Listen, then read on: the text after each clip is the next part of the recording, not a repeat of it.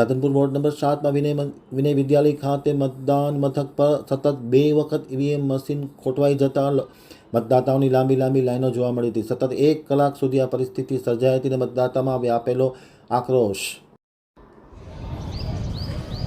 Radhanpur આમતક news બ્યુરોમાંથી Jagdish પંચાલનો એક વિસ્તૃત અહેવાલ।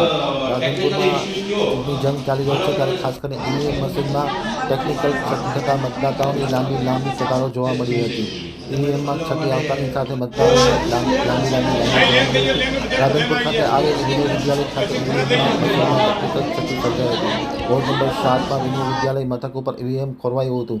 મતદાતાઓની લાંબી કતારો જોવા મળી હતી। સતત 1 કલાકથી ઈવીએમ મશીનમાં ટેકનિકલ ક્ષતિ સર્જાતા આખરે મતદાતાઓમાં આક્રોશ વ્યાપી ગયો હતો। સતત 2 વાર ઈવીએમ મશીન ખોટવાયું હતું, જેને લઈને તંત્રની ઘોર બેદરકારી સપાટી પર આવી હતી। વોર્ડ નંબર 7ના વિનય વિદ્યાલયમાં આ ઘટના ઘટવા પામતા મતદાતાઓમાં લાંબી લાઈનો જોવા મળી હતી। જોકે તાત્કાલિક અસરથી પ્રશાસન ત્યાં પહોંચી ગયું હતું અને મશીન બદલાવવાની કાર્યવાહી હાથ ધરવામાં આવી છે। ईवीएम हमारे विनय विद्यालय room number 3 ward number 7 booth number 7 એની અંદર ઈવીએમમાં એક સ્વિચ સેજ ખરાબ હતી, પણ તરત ચાલુ થઈ એટલે તરત અમે પ્રિસાઇડિંગને જાણ કરી, એટલે અમને આવીને ચેક કર્યું। એટલે જે બેન વોટ દેવા આવ્યા હતા એમને કીધું એટલે તરત જાણ કરી અને એમની હાથે કલેક્શન કરી અને તરત જ અમે પ્રિસાઇડિંગને જાણ કરી અને તે એમના ટેકનિકલ ઓફિસરને લઈને આવ્યા, બરાબર। અને તરત જ અમે તેને જેટલા વોટ હતા એ ચેક કરી અને બદલાવવાનું કર્યું।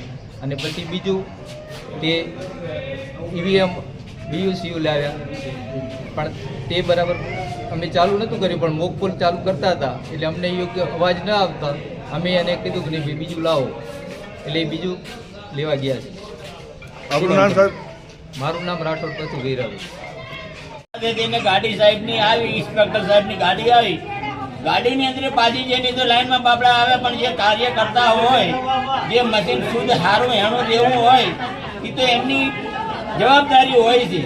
હવે પબ્લિક તો આવે છે બાપડા કામ ખોટી કરીને આવે છે, દેશનું ભલું કરવા માટે આવે છે, ક્યાંય બાજુ વોટ દેવો છે એ આવે છે, એ તો એમના હાથમાં છે। પણ વોટિંગ કરતા વખતે કોઈને હેરાન ના થવું પડે। પબ્લિક આવે છે, પબ્લિક આ ધંધા છોડીને આવે છે।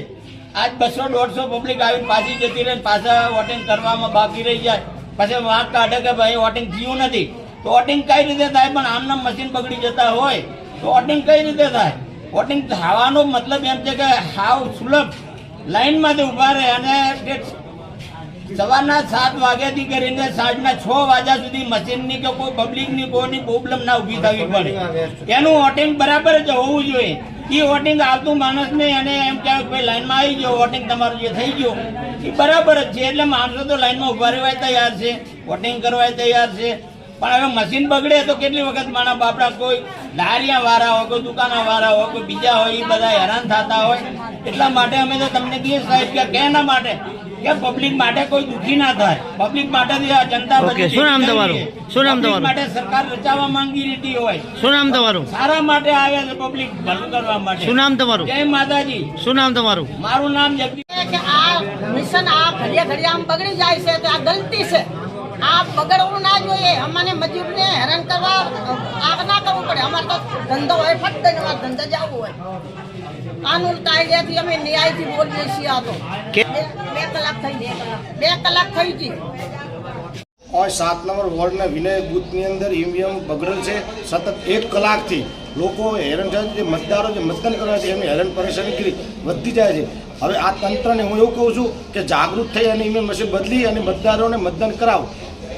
શું નામ તમારું? હું ગણપતિ જોશી, મારા ધર્મપત્ની ઉમેદવાર છે જ્યોતિબેન જોશી।